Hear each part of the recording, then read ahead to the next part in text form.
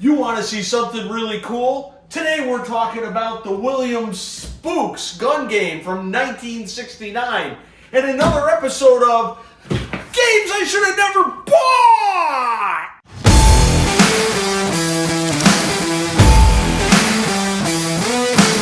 So let's talk about the Spooks. Spooks was the 1969 follow-up to the prior year's Aquagun, which Aquagun was the first game with electronic sound.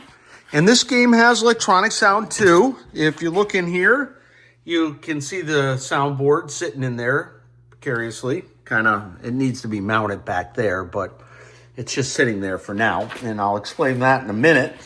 The sounds in this gun game are pretty much beeps and boops. A matter of fact, there's really just one tone made. And the tone is largely just beeps and boops at slightly different frequencies. Works on periods, which means it's unlimited shots, which is kind of unusual for a Williams gun game. And what it does is it has either 2 or 3 periods, operator selectable. And back here, there is a bullseye flash, a monster that comes up and moves around, and then in the way back, a witch that goes left to right. And each one of those are the 3 scenes, and you get 2 periods, which is just a repeat of the 3 scenes. Well, I have it set to 2 periods. Another thing that's kind of interesting about this game is that 6 months later, they came out with the Williams Phantom gun game, which is almost the same gun game. But instead of having these separate scenes and the multiple periods, it's a shot game, 25 shots or 35 shots, operator selectable. But the same deal, you got a moving witch and a monster, and then you have this spinning wheel, which is basically the equivalent of the bullseye flash target. So they just took this game and modified it a little bit. It's still the same spooky theme because killing spooks and ghosts and witches and monsters was really, really popular. I mean, you got to shoot those things dead. So the question you get asked all the time is, why is Williams Spooks not as collectible as, say, Midway's Haunted House? And the simple reason is soundtrack, where Haunted House has a great soundtrack, like an awesome soundtrack. Spooks really has no soundtrack. It has some noise for if you hit a target. You get the beeps, and the soundboard is able to generate 5 different sounds through these 5 resistors going up to this transistor. This runs off 50 volts, by the way, which is kind of unusual for a soundboard. So it really doesn't have any sound other than when you hit a target, you get one of these 5 different sounds. And of the 5 sounds, it really only uses 4 of them. So I thought adding MP3 players with the modified Haunted House soundtrack would help embellish the game. Rabbit. Demonstrate the game's stock sounds. I'm just going to hold the lock relay in and hit the switches responsible for each sound. So with this is the bullseye flash sound, kind of a low pitched. And then we go over here, and this is the, I believe, the monster. And then the witch is the high pitched one. So those are basically the 3 stock sounds made when you get a hit. Which is gonna get you! When I'm holding the lock relay in, you can see I've got power here for my MP3. Here's my gunshot sound. And what I did is add a switch to the trigger relay that makes that noise. And then I've got a switch I added on the bullseye target that plays that background sound here. And then I've got one I added for the witch, which is right here. And then I've got one that I added for the monster. Nice hit, buddy. Who did that? So you now have a much more appealing soundtrack.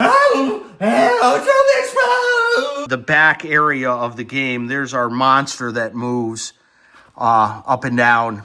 But what happens is this little pinion gear right here, you can see how I'm missing some teeth in it.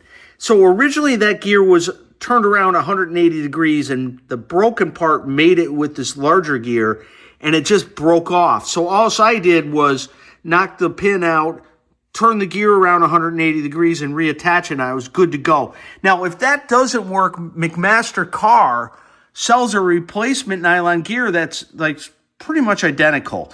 With some very minor modifications, you can make that work if your gear is totally messed up. But that's real common. They use this gear on the following year Phantom gun game that came out later in 1969 after this game. I've removed the front glass so we don't get glare. I'm going to play a game, and I'm just going to play the first period. So this will come on when I start the game. This is the period indicator. And then this shows period 1, period 2, period 3, and period 4, because you can win extra periods if you get to a base score that is user settable. But I'm going to show you what it sounds like just with the stock sounds. So here we go. Let's start a game. So this is the bullseye flash. You're trying to get it when it's at 50 points. Okay, so you only get one shot to do this in as much time as you want to watch it flash, but you only get one hit. Now, if I go over here, there's no gunshot sound, and there is no indication of shots. But as soon as I hit it, we go to the next scene, which is the monster. So let me hit it. And you heard the and now the monster comes up. Okay, so we're shooting him.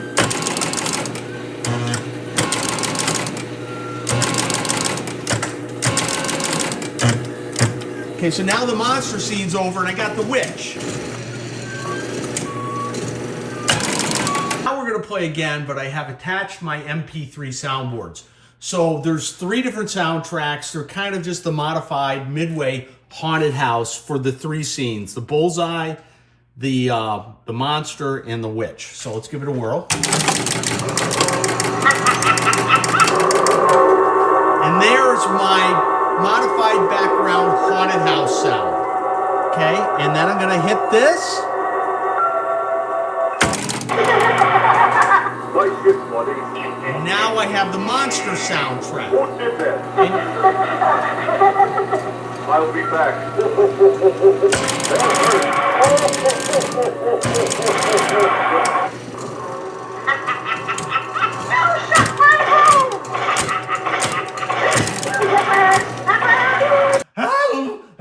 We're up at the computer at my website, which is pinrepair.com/arcade/spooks.htm.